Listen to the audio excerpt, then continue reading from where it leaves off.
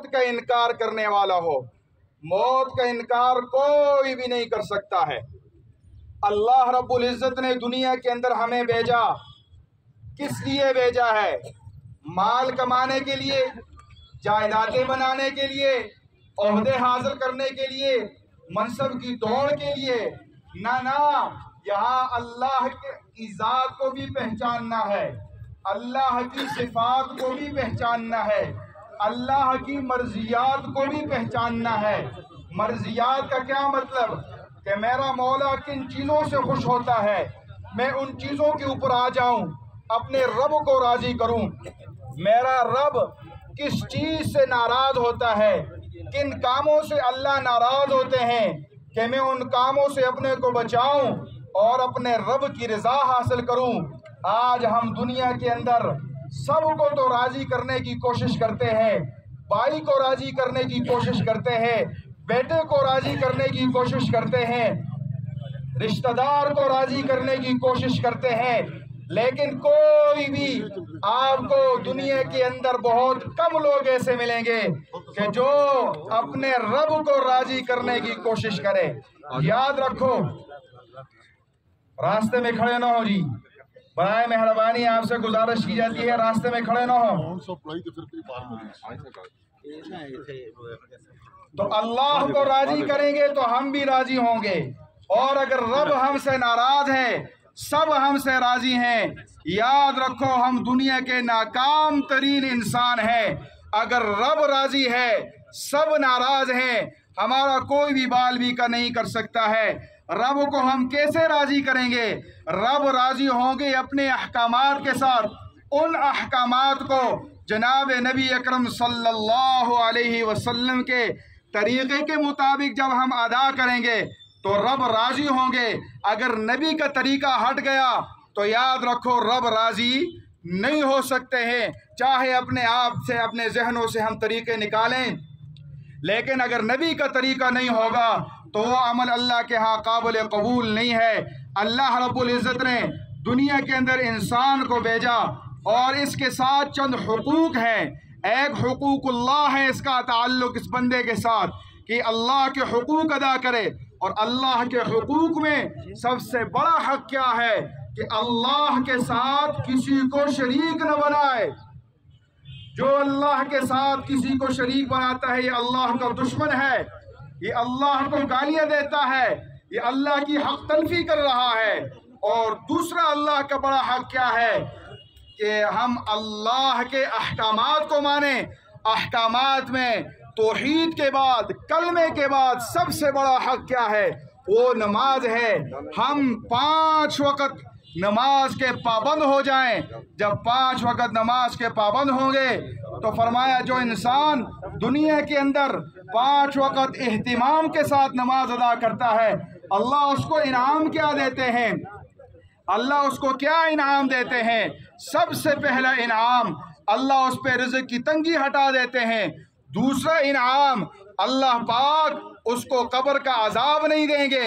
तीसरा इनाम अल्लाह पाक उसको पुले सिरात पर से बिजली की तरफ पार करेंगे। और नंबर 4 उसको नामा अमाल दाएं हाथ में दिया जाएगा। नंबर 5 बग़ैर हिसाब किताब के अल्लाह जन्नत में दाखिल कर देंगे। ये वादा अल्लाह ने आमाल के साथ लगाया है, माल के साथ नहीं है, इसलिए आमाल की फ़िक्र करनी है। दूसरे जो हुकूक होते हैं वो बंदों के साथ मुताल्लिक़ है। इंसान इस माशरे के अंदर रहता है, जब माशरे के अंदर आया, लोगों के साथ रहन सहन, उठना बैठना, मामलात हैं, तो इनके भी बहुत ज़्यादा लिहाज और इनकी अदायगी बहुत ज़रूरी है। अल्लाह का हक़ भी अदा करना है और अल्लाह की मखलूक का भी हक़ अदा करना है। अगर अल्लाह का हक़ अदा नहीं करेंगे फिर भी हमारे नुकसान में है, और अल्लाह की मखलूक का हक़ अदा नहीं करेंगे फिर भी हम नुकसान में हैं।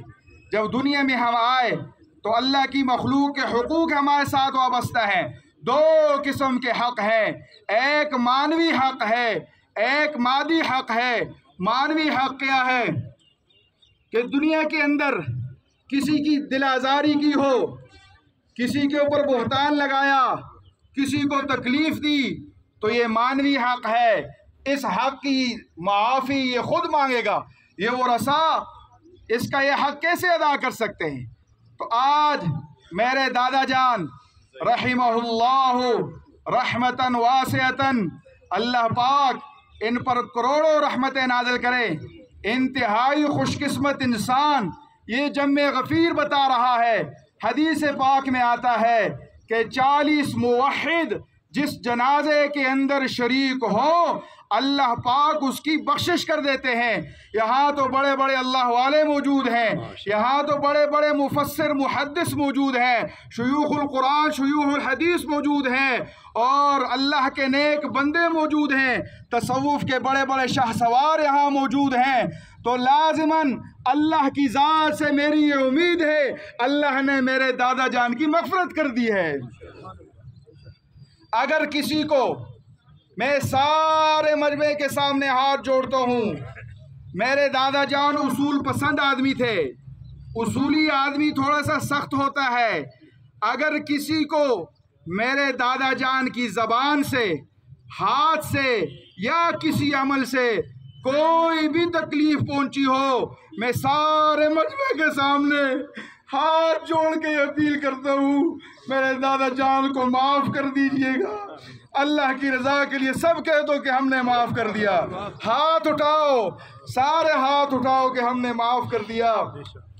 दूसरे माली हुकूक है, अगर किसी का कोई लेन देन है, इनके ज़िम्मे है या इनका किसी के ज़िम्मे है, सबूत के साथ, बुहतान तराजी के साथ नहीं, सबूत के साथ आए, हम उसके वरसा हैं। अल्हम्दुलिल्लाह उसने अपने पीछे एक औलाद छोड़ी है, उसकी औलाद इंशाअल्लाह उसके लिए सदका जारिया है। खुशकिस्मत तरीन इंसान है, जिसके बेटे भी कारी, जिसके पोते भी कारी, जिसके पड़पोते भी कारी है। अल्हम्दुलिल्लाह ये गुज़श्ता रमज़ान हमारे डॉक्टर बशीर साहब के पोते मुनीर भाई के बड़े बेटे रमज़ान में कुरान पाक सुना रहे थे। मानसेरा के अंदर चले गए, जा भी नहीं सकते थे, ज़ौफ़ था। कहने लगे मेरा दिल चाहता है कि मैं जाऊं, अपने पड़पोते के ख़त्म कुरान में शरीक हो जाऊं, क्या पता है आइंदा साल में होऊंगा या नहीं होऊंगा। आप खुद अंदाज़ा लगाएं कितनी खुशकिस्मती है। तो इनके ज़िम्मे किसी का कोई हक़ है, या इनका किसी के ज़िम्मे है, या इनके ज़िम्मे किसी का है, तो हम इसके वो रसा हैं, बेटे मौजूद हैं, पोते मौजूद हैं, इंशाअल्लाह हम देने के लिए तैयार हैं। और आप सब हज़रात से गुजारिश की जाती है कि घरों के अंदर तिलावत कलाम पाक के बाद, नमाज के बाद, और मेरे दादा जान के लिए खुसूसी दुआ करें। अल्लाह पाक इनके आगे के सफ़र को इनके लिए आसान कर दे। अल्लाह पाक इनकी कब्र को इनके लिए जन्नत के बागों में से एक बाग बना दे। अल्लाह पाक हम सब को मौत से पहले मौत की तैयारी करने की तौफीक अता फरमाए। व आखिर दावाना अनिल हम्दुलिल्लाहि रब्बिल आलमीन। चूँकि वक़्त पूरा होने वाला है, जो अहबाब